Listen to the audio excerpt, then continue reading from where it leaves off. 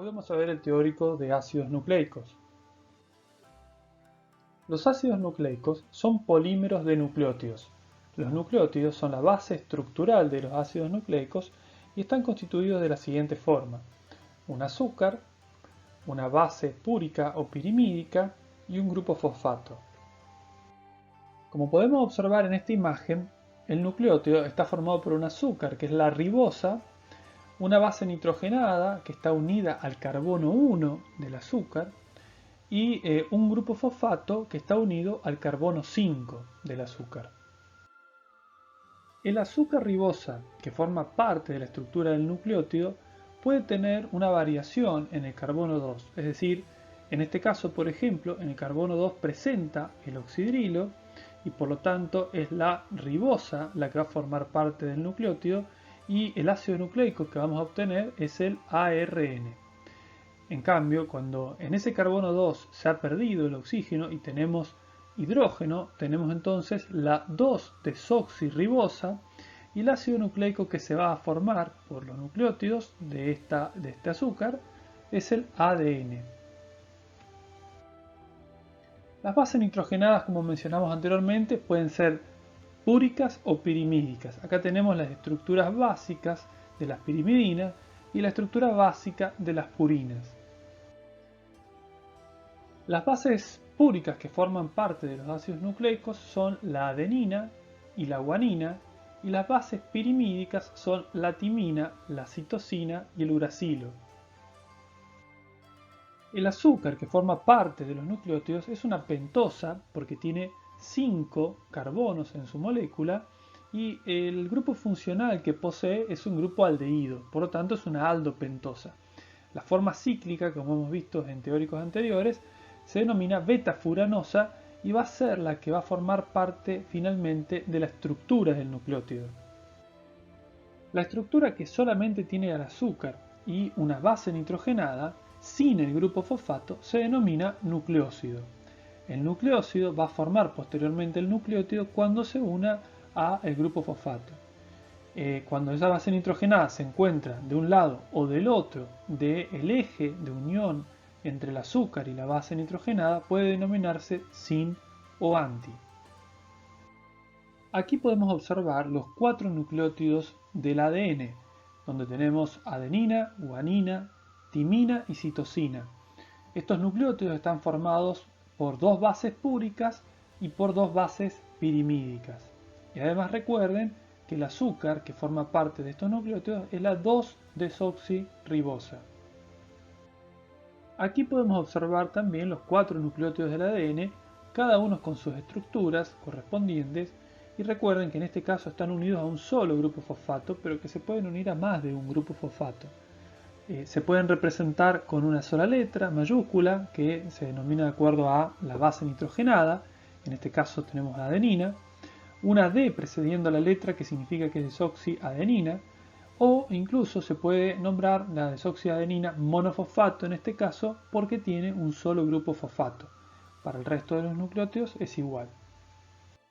Para el caso del ácido ribonucleico es similar la estructura con respecto a los nucleótidos del ADN, pero con la diferencia de que en el carbono 2 de la ribosa vamos a encontrar un oxidrilo. Y además la otra diferencia es que se reemplaza la base nitrogenada timina, presente en el ADN, por la base nitrogenada uracilo, presente solamente en el ARN. Aquí tenemos los nucleótidos del ARN, fíjense que en cada uno de los azúcares está presente en el carbono 2 el oxidrilo, porque está formado por la ribosa, y además tenemos las 4 bases nitrogenadas.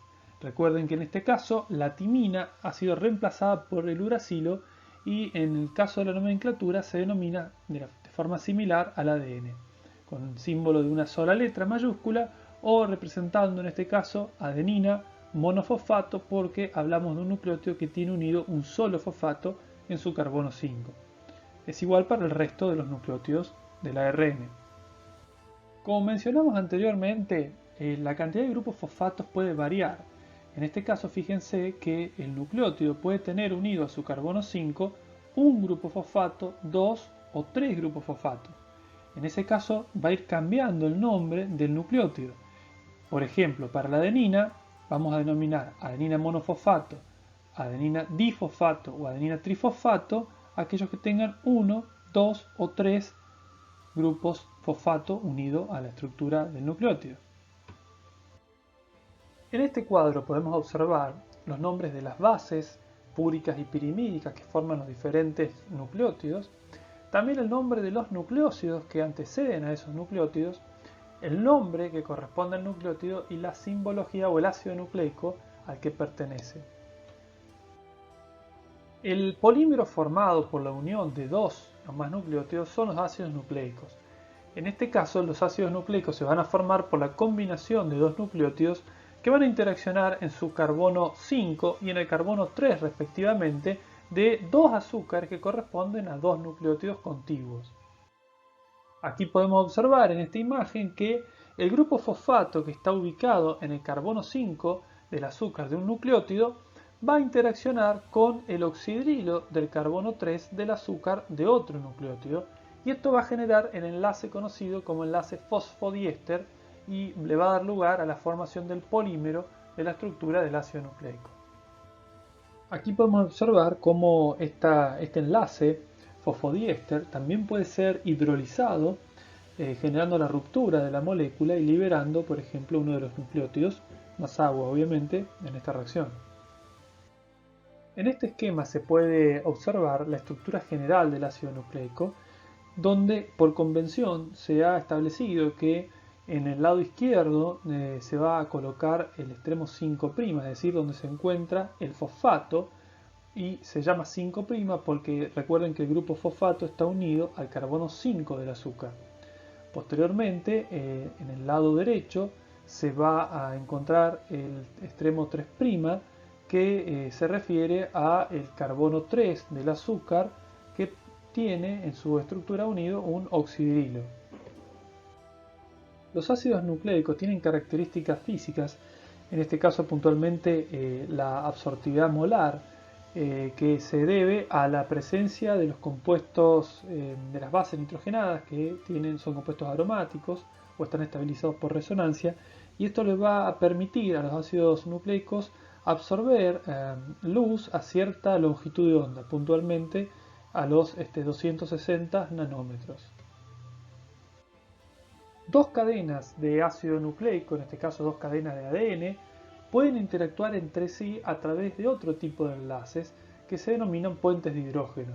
Estos puentes de hidrógeno se establecen entre las bases nitrogenadas de dos cadenas de ADN contiguas, es decir, se están uniendo a través de diferentes enlaces de puentes de hidrógeno. Por ejemplo, entre la adenina y la timina hay dos enlaces de puente de hidrógeno que podemos observar aquí, y entre la guanina y citosina existen 3 enlaces de puente de hidrógeno.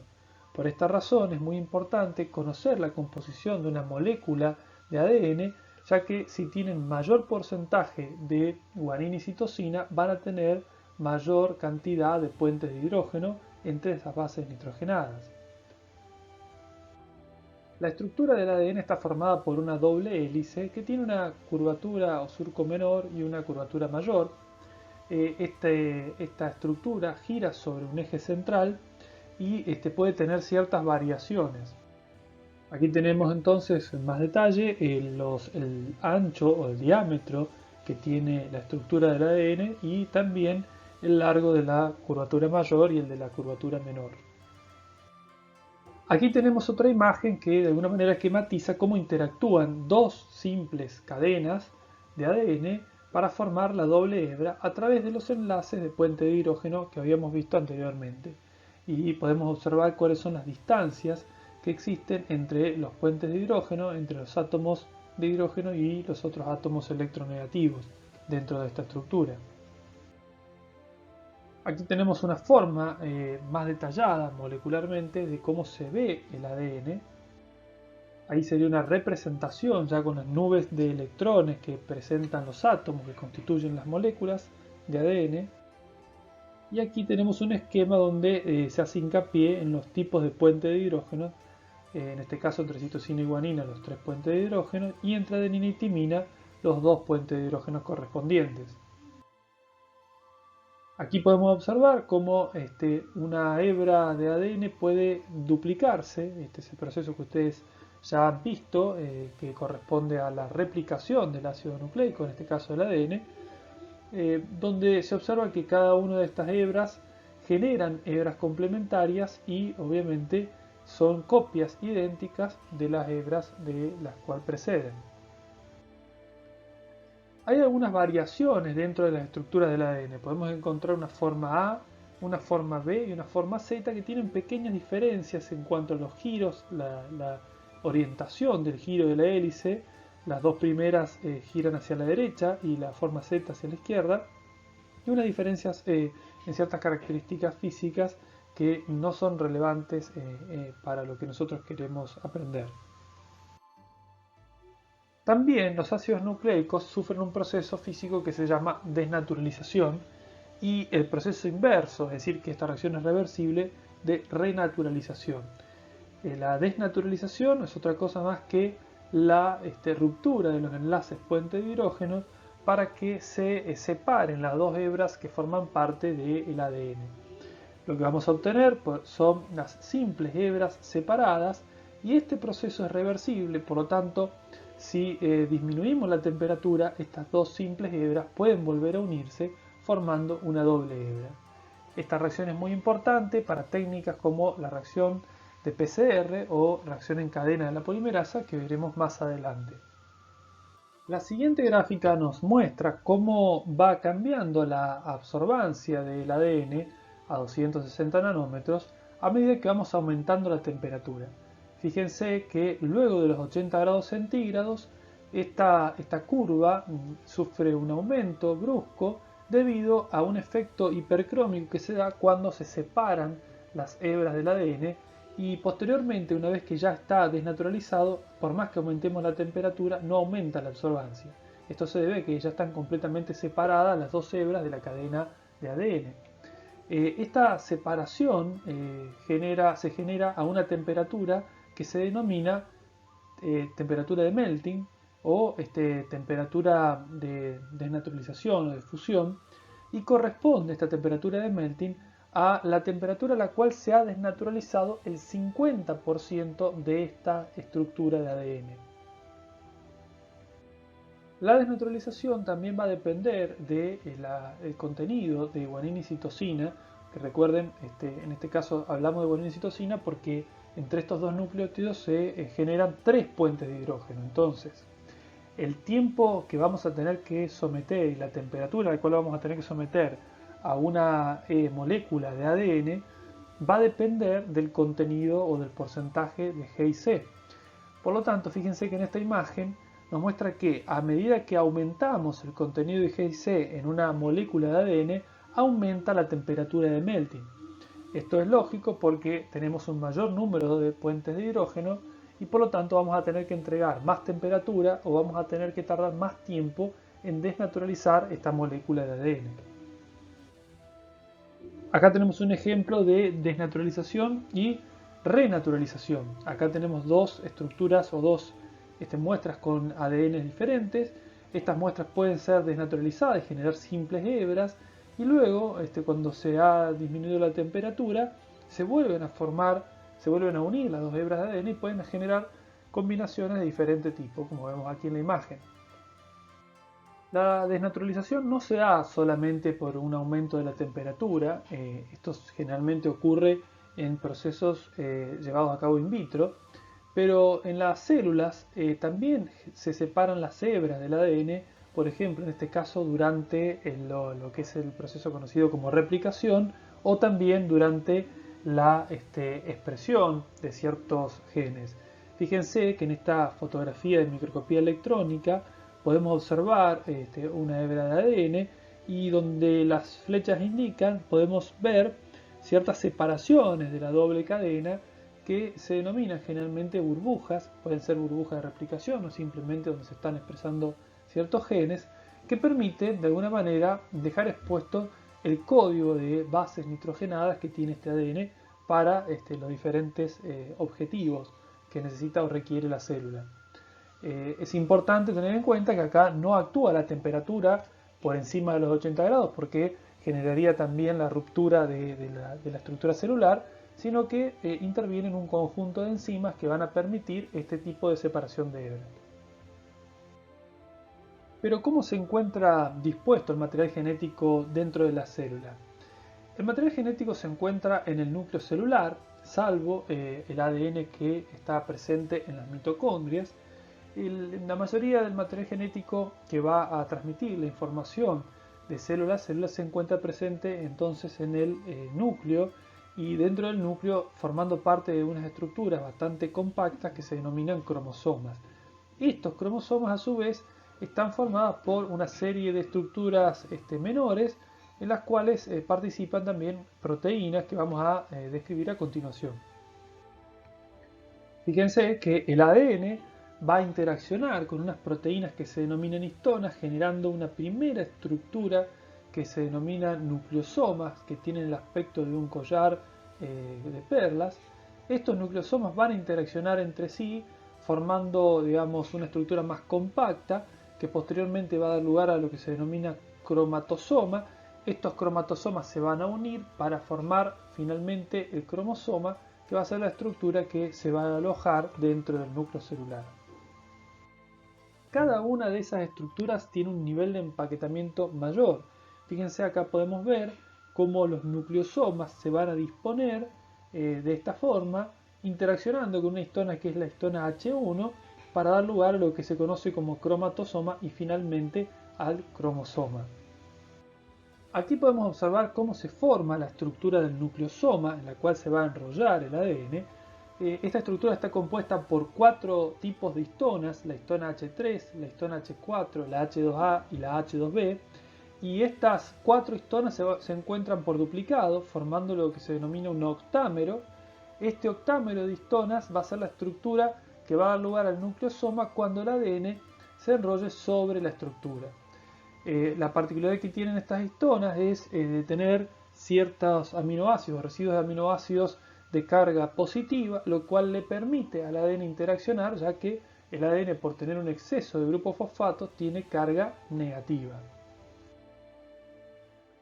Aquí podemos observar un video en el cual se muestra cómo ocurre, en este caso, la formación de la estructura del cromosoma. Esto que observamos acá es la estructura del ADN, la doble hélice. Comienzan a interactuar aquí las histonas, generando lo que es la estructura primordial, lo que se denomina nucleosoma. Este es el octámero de histonas. Estos octámeros empiezan, una vez enrollados, a interaccionar entre sí con ayuda de la histona H1, formando lo que es la estructura del cromatosoma, y posteriormente van a dar lugar a las cromátidas, y estas cromátidas, que se van también compactando aún más, van a dar lugar a lo que se denomina cromosoma. Fíjense que es una estructura bastante compleja, pero que tiene cierto dinamismo, lo cual le permite al ADN desenrollarse ante la situación de tener que replicarse o expresar la información genética como ocurre normalmente.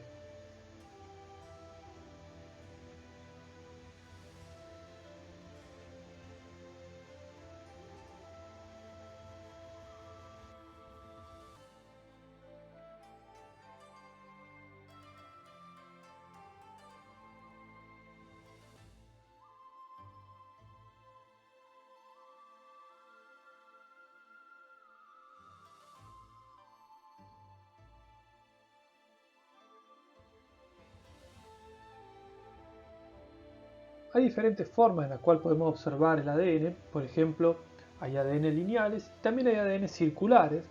Dentro de las bacterias, la mayoría de los genomas bacterianos son ADN circulares, y también podemos encontrar pequeñas moléculas de ADN circular denominadas plásmidos, que se encuentran naturalmente en las bacterias, pero que también se utilizan, modificados por la ingeniería genética, para poder generar herramientas de biología molecular, como por ejemplo la que observamos aquí. Si hacemos una comparación de las procariotas y eucariotas, vamos a notar que con respecto también al contenido genético hay grandes diferencias. En el caso de los procariotas, fíjense que las estructuras de tamaños celulares son muy pequeños. En las células eucariotas, en este caso animales, son mucho más grandes. Los procariotas, como no tienen un sistema de endomembrana interno, a diferencia de las eucariotas, no tienen ni núcleo ni nucleolo y no presentan este tipo de organelas ni tampoco otro tipo de organelas. Las procariotas tienen pared celular y los eucariotas no tienen pared celular, tienen membrana celular generalmente, hay excepciones de ciertos eucariotas como algunas levaduras, y también obviamente los eucariotas presentan núcleo y nucleolo y son estructuras más complejas que los procariotas no albergan. El ADN de los procariotas también es doble, también en este caso, como les mencioné anteriormente, la mayoría de las bacterias tienen ADN circular y en el caso de los eucariotas es lineal y es un doble ADN, generalmente helicoidal. Los procariotas tienen pocos genes y los eucariotas tienen muchos. En la mayoría de los casos los genes no presentan intrones en el caso de los procariotas y en el caso de los eucariotas tienen intrones y exones. El ADN de los procariotas se empaqueta formando una estructura circular. En el caso de los eucariotas tenemos los cromosomas. Los procariotas se dividen por división simple. En cambio las células eucariotas se dividen también por mitosis. Y en el caso de los procariotas su mayor parte son organismos asexuados. Por otro lado los eucariotas muchos son sexuados y además tienen la recombinación que se denomina meiosis, entre la recombinación que se da por la fusión de diferentes gametas. En el caso de los procariotas son estructuras de celular típicas de una bacteria y bueno, en el caso de los eucariotas depende del tejido del cual hablemos, hay diferentes tipos de eucariotas que tienen diversas características y bueno, obviamente también comparo los procesos de locomoción en ambos tipos celulares. Si tuviéramos que definir un gen, y recurrimos a la definición histórica, diríamos que es la secuencia de nucleótidos que codifica para una determinada proteína. Sin embargo, esta definición ha quedado en desuso porque ahora se sabe que un gen no solamente es la secuencia de ADN que codifica para esta proteína, sino también que incluye las otras secuencias que pueden estar contiguas o alejadas que de alguna manera intervienen en la expresión de ese gen. Por ejemplo, las secuencias regulatorias, los promotores, los reguladores y también los operones en algunos casos. Esto nos lleva a una definición que es una abstracción filosófica, en la cual podemos también decir que un gen y todo el repertorio que se produce a partir de ese gen depende también de los estímulos que rodean a este gen y que de alguna manera regulan la expresión del mismo. Estos estímulos que rodean la expresión de los genes actualmente están en estudio y es el foco de estudio de la biología molecular y este proceso se denomina regulación epigenética o factores epigenéticos, que son tan importantes como la estructura misma de los genes. El genoma es el conjunto completo de ácidos nucleicos, en este caso de ADN, que contiene un determinado organismo, una determinada especie. En este caso podemos enumerar aquí los distintos cromosomas que forman parte de las células humanas. El genoma humano fue un proyecto muy ambicioso que se lanzó con la idea de resolver ciertas incógnitas que teníamos respecto al comportamiento de células y tejidos y sobre todo desde el punto de vista médico con la intención de encontrar soluciones a ciertas enfermedades. Este proceso llevó muchos años debido a que no se disponía de una tecnología como la que se dispone hoy y a pesar de que se ha descubierto el genoma humano y se ha caracterizado, quedan todavía muchos interrogantes por resolver como las variaciones que tiene cada individuo y también resolver también el problema de las variantes epigenéticas que tiene cada uno de los individuos. Por lo tanto, si bien fue un gran avance, no se logró solucionar los problemas que se habían planteado de la forma que se esperaba. De todas maneras, nos queda todavía mucho por recorrer y se siguen realizando investigaciones que posteriormente continuaron con el proteoma y actualmente con el epigenoma de los seres humanos. Por otro lado tenemos el ARN, que dentro de las células podemos encontrar de diferente tipo: ARN mensajero, el ARN de transferencia, el ARN ribosomal, el ARN pequeño nuclear o por ejemplo el ARN de interferencia. Los diferentes tipos de ARN tienen estructuras distintas en las cuales podemos destacar, por ejemplo, el ARN mensajero con una estructura lineal de simple hebra que tiene una caperuza en el extremo 5' formado por una 7-metilguanosina que le permite, de alguna manera le da estabilidad a la molécula y le permite salir desde el núcleo e interaccionar también con los ribosomas. Y en el extremo 3' tiene una cola que se llama poliadenilación, es una poliadenina que también le da la característica a los ARN mensajeros. Por otro lado, fíjense que la estructura del ARN de transferencia o de los ARN de transferencia es bastante particular, que tiene esta estructura tridimensional que le permite interaccionar por un lado con los codones y por otro lado llevar los aminoácidos que van a ser colocados para la síntesis de proteínas. Y por último, los ribosomas, que también poseen un componente de ARN, con dos subunidades, la subunidad mayor 60S o la subunidad menor 40S, con estructuras bastante conservadas. Los ARN ribosomales son de las estructuras más conservadas dentro de las especies. Ahora vamos a observar en una célula cómo se genera el proceso desde el ADN hasta la obtención de proteínas. Tenemos la membrana, vamos ingresando a la célula donde vemos las organelas, mitocondrias, aquí podemos observar el aparato de Golgi, el retículo endoplásmico, el núcleo y dentro del núcleo los cromosomas.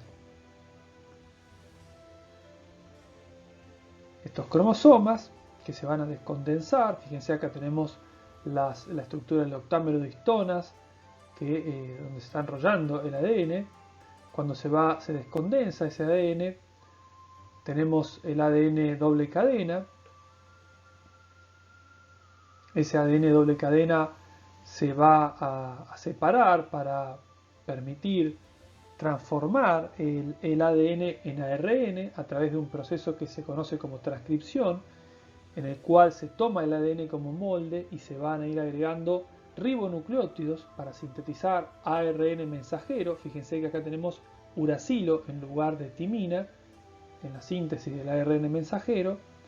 Ese ARN mensajero que se ha sintetizado dentro del núcleo de la célula ahora tiene que sufrir un proceso de maduración, ¿sí?, conocido como splicing, donde se eliminan los intrones, quedando entonces los exones que se van a unir. Posteriormente este ARN mensajero maduro, que ya ha sufrido la modificación con la 7-metilguanosina y tiene su poliadenilación, sale del núcleo, se une a los ribosomas donde se va a ensamblar el complejo ribosoma ARN mensajero, y fíjense que aquí comienzan a aparecer los ARN de transferencia, que cada uno acarrea un determinado aminoácido, y a través de esta estructura que se denomina anticodón van a unirse al ARN mensajero de acuerdo al código genético correspondiente,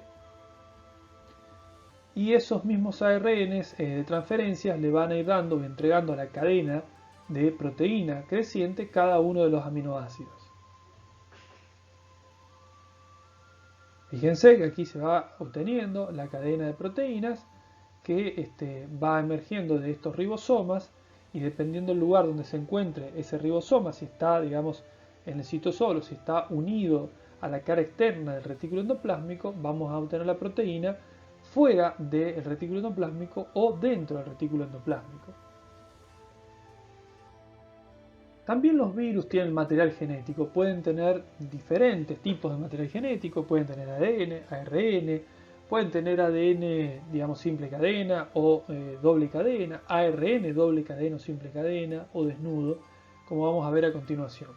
Los virus son estructuras que no son celulares, no tienen organelas ni llevan a cabo procesos biológicos, por lo tanto son parásitos intracelulares obligados que necesitan de la maquinaria de la célula que los está hospedando para poder replicar su material genético. Digamos de una manera simplificada, los virus son estructuras proteicas que contienen material genético en su interior. La mayoría de los virus tienen estructuras más o menos conservadas, donde podemos destacar una zona que se denomina cápside, la que alberga el material genético, Otra zona que generalmente sirve para inyectar el material genético dentro de la célula que va a ser infectada, que tiene una serie de receptores o digamos ligandos que pueden reconocer estructuras particulares de las células blancos. Aquí podemos observar otras imágenes y esquemas de ciertos virus, como por ejemplo este bacteriófago T4, y como bien dice su nombre, son virus que infectan bacterias. Aquí podemos observar diferentes ejemplos de virus de acuerdo al material genético que contienen. Tenemos virus con ADN doble cadena, otros con ADN simple cadena, algunos con ARN doble cadena, otros con ARN simple cadena, positiva o negativa, otros virus que además de tener material genético, como en este caso ARN, tienen también codifican para una enzima transcriptasa reversa, como los retrovirus, virus de ADN que también tienen transcriptasa reversa. Uno de los ejemplos más comunes de retrovirus es el del virus del HIV, que contiene una transcriptasa reversa que le permite transformar el ARN en ADN para poder acoplarse al genoma de la célula que está infectando. Estas enzimas tienen un particular interés desde el punto de vista terapéutico porque fueron blancos de los antirretrovirales utilizados y que tuvieron muy buen efecto para poder controlar la enfermedad en la actualidad. Los virus llevan a cabo dos tipos de ciclos, un ciclo de invasión y de transmisión del material genético. Este material genético puede permanecer de alguna manera dormido dentro del genoma de la célula hospedadora y ante condiciones favorables como por ejemplo la disminución o la baja de las defensas inmunes que se pueden generar por diferentes razones, por estrés por ejemplo, estos virus que tienen su material genético inserto en las células del hospedador pueden expresar las proteínas de la cápside, volver a generar nuevas copias o viriones y estos rompen de alguna manera la célula que los está hospedando para poder infectar otras células nuevas. Este proceso en el cual el virus invade, multiplica su material genético, genera nuevas copias de virus y rompe la célula se llama ciclo lítico. Y el ciclo en el cual el virus ingresa a la célula, pero de alguna manera inserta el material genético y permanece dormido sin replicarse, se denomina ciclo lisogénico. El siguiente video nos muestra cómo actúa el bacteriófago T4 uniéndose a una bacteria para poder infectarla a través de un contacto con receptores específicos. El objetivo del bacteriófago es inyectar a través de, una vez que está contactando con estos receptores particulares, sufre un cambio conformacional, lo cual le permite inyectar el material genético dentro de la bacteria, atravesando en este caso la pared bacteriana, y una vez que ese material genético es insertado en el interior de la bacteria, este va a buscar el genoma o el material genético de la bacteria para poder de alguna manera replicarse, volver a producir sus proteínas, las proteínas que forman las estructuras del virus, y una vez que se han replicado, se han generado múltiples copias del virus, termina el proceso, en este caso un ciclo lítico, con la ruptura de la célula. Esa ruptura libera nuevos virus que van a infectar nuevas bacterias para poder continuar repitiendo este ciclo. Además de los ácidos nucleicos, hay algunos nucleótidos libres de gran importancia fisiológica, como por ejemplo el ATP o adenosina trifosfato, que tiene una importancia funcional desde el punto de vista energético en los metabolismos celulares. Y recuerden que esta energía está almacenada en los enlaces de los grupos fosfato, que en este caso son 3. Por eso el ATP son un enlace de alta energía y a medida que va perdiendo esos fosfatos va perdiendo esa energía. Por otro lado también es importante el AMP cíclico, que es un mediador que actúa en la transmisión de señales y otros procesos fisiológicos que veremos también más adelante o en fisiología. Aquí se observa en forma más detallada la estructura del AMP cíclico, también del GMP cíclico. También podemos encontrar el GTP es un mediador energético que podemos encontrar en algunos procesos metabólicos, al igual que otros nucleótidos libres de importancia fisiológica. Por último, quería mostrarles este cuadro en el cual se compara el contenido genético y la cantidad de genes que codifican para proteínas de diferentes especies. Tenemos aquí, por ejemplo, algunas bacterias, que fíjense que el tamaño de su genoma en miles de pares de bases es bastante pequeño, y también la cantidad de genes que pueden expresar proteínas dentro de estas especies. Lo llamativo en el caso de los eucariotas es que hay una gran variabilidad en cuanto al contenido genético, pero fíjense que, por ejemplo, Saccharomyces cerevisiae, que es una levadura, tiene un genoma de 12.000, aproximadamente 12.000 pares de base, y este genoma puede llegar a expresar unas 6.300 proteínas.